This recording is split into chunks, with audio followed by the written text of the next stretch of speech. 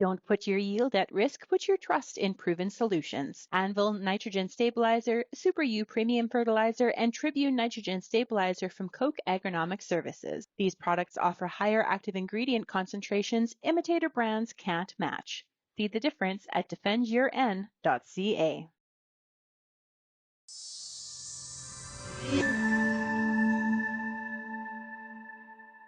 I'm Lyndsey Smith with RealAgriculture, and joining me now is Ted Bilyea. He's with the Canadian Agri-Food Policy Institute, of course known as CAPI.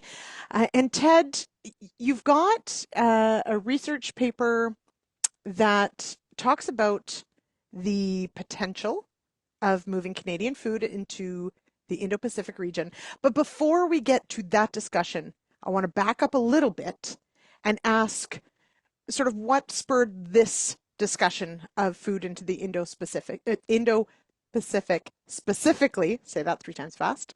Back us up here a little bit. Why this report? Well, thank you, Lyndsey.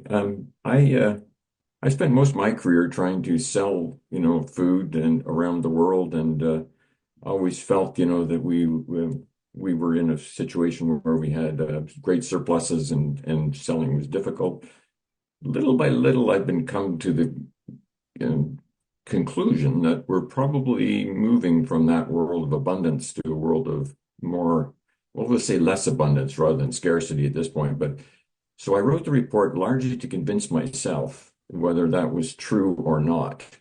And the upshot of it was, after absorbing just about as much data as I could find, is that, yeah, I think we are heading into a different world. Although it doesn't feel like it right now, when we have all these problems around us, worrying about our surpluses and where we're going to sell them, particularly with the tariff situation.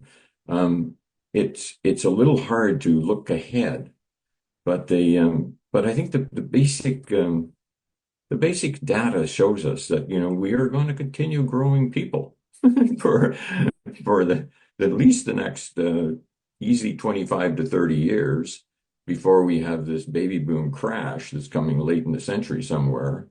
And at the same time, despite all the downturns in economy we talk about in here, but we're not growing as fast on the GDP side globally as we were, but nevertheless, we're growing well above 2%, particularly in the developing world.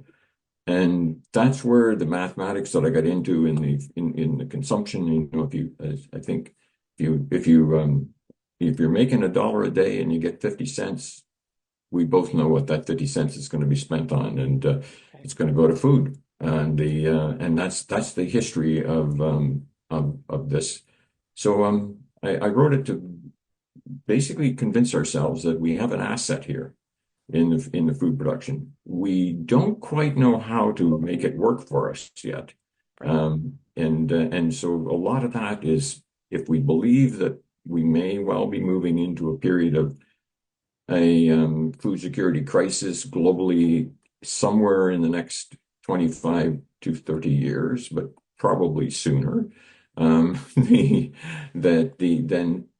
are we doing everything we could do to prepare for that, and particularly to really turn that into a soft power asset, and an economic driver, all of those kind of things.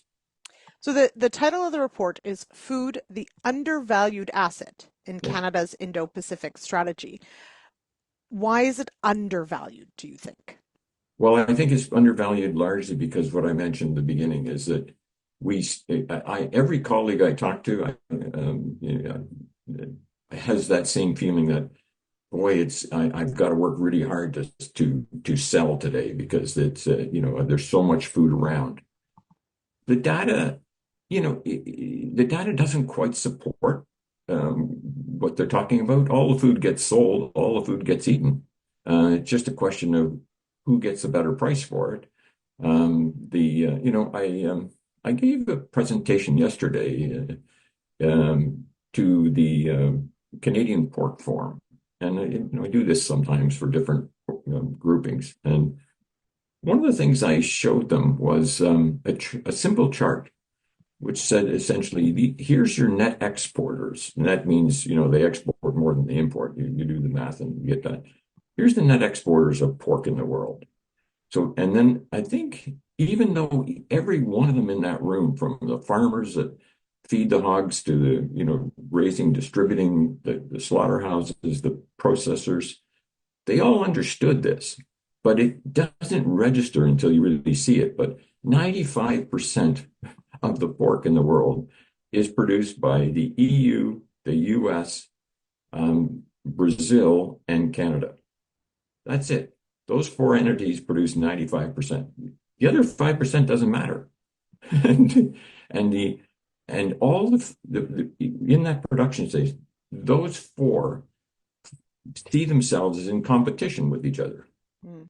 And when you think of it a different way, there's a lot of the number of net importers in the world is big. It's virtually everybody else. Right. And the EU itself would be a net importer if it actually was more logical about how it produced, because it produces a pig just to get a ham. And right. That means all kinds of surplus cuts that they have to subsidize. So, I mean, the world is kind of run by the importers in a sense. That's where the rules were based. They've got the strength when it's kind of doesn't make any sense. So that's the asset that sits there, but it's the same for all the major crops, different actors maybe, but all the major crops are in that position where less than 6 or 7 countries in the world will always be control more than 70% of the net exports, and in some cases well over 80. Mm-hmm. And yet farmers feel they're in competition with each other. A Canadian farmer feels he's in competition with an Australian farmer, et cetera, which is nonsense because they both you need them both. And so I'm trying to kind of encourage a situation where we actually understand that we have an asset, and that and then the question is, how do we utilize it better for all Canadians, including the farming and food manufacturing community? And we certainly in the past few years have heard a lot, and we're going to park the current tariff trade thing for just a moment, because yay, we can, just for a moment. But of course, for the past several years, the Indo Pacific region has been a focus of this government. We have a new office that was set up there with AFC and CFIA. Is the focus from your perspective? I would assume that you appreciate the focus on that region, but do we need to shift how we sort of think about that region, or what we plan to send, or how we're going to send it? Oh, I think so. I think we're just beginning to really understand that region well. I mean, I've been going there. I don't want to tell you how long, because you'd laugh. But let me just put it this way: that people still, pulled people around in rickshaws when I made my first visit there. But the reality is that we are just scratching the surface of it, and I think that we need to very much discuss with people, particularly with our allies in the Indo Pacific, where I think the discussion would work quite well. About their food security in the future. And one of the examples I mentioned briefly in the paper is Japan. I mean, they're not much more than about 35% self-sufficient in food. They got to work very hard at continuing to grow their own food, but also they very much need to worry about imports. And so a country like that, and particularly the companies in the country, they would love to have some kind of a buffer, so if things get tough, they know they can count on somebody. And so one of the thoughts I had in there, besides the fact that I think the net food exporters should work closer together in developing the rules, that in sort of an intermediate step would be offering them some sort of export insurance or assurance. And that would be in turn for them offering us certain minimum guarantees of offtake.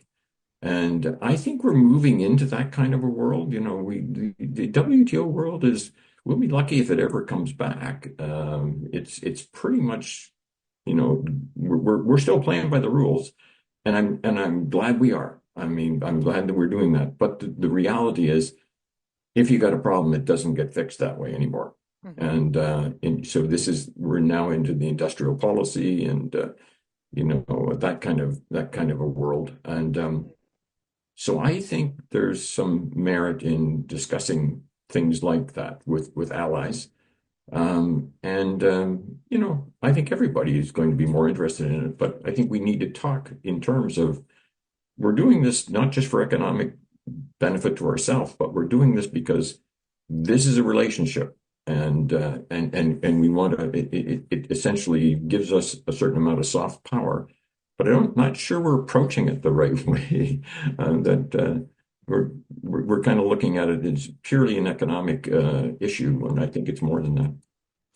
So then now we have to bring that conversation back, unfortunately.